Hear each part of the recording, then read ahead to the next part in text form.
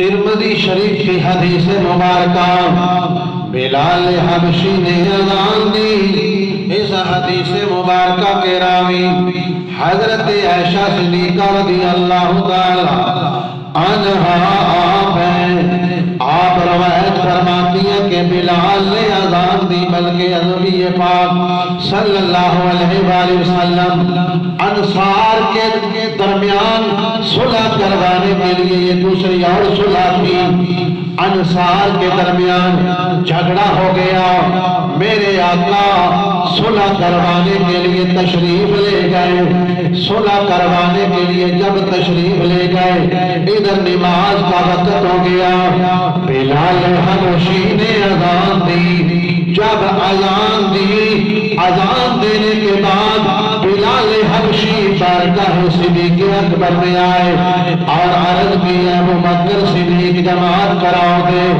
آپ نے فرمایا ہاں میں جماعت کراؤں گا۔ نبی پاک صلی اللہ علیہ وآلہ وسلم نہیں آئے، ابو بکر صدیق نے جماعت کرائی، جماعت مکمل ہو گئی، سلام پھر گیا۔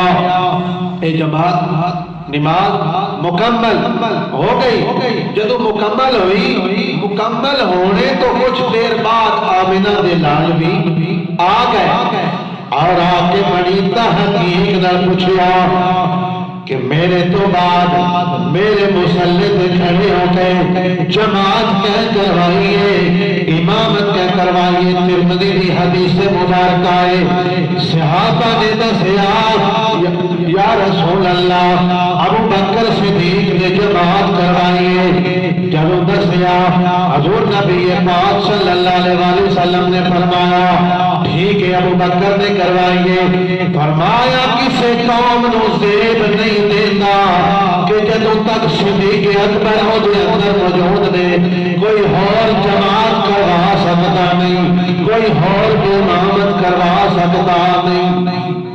اے بھی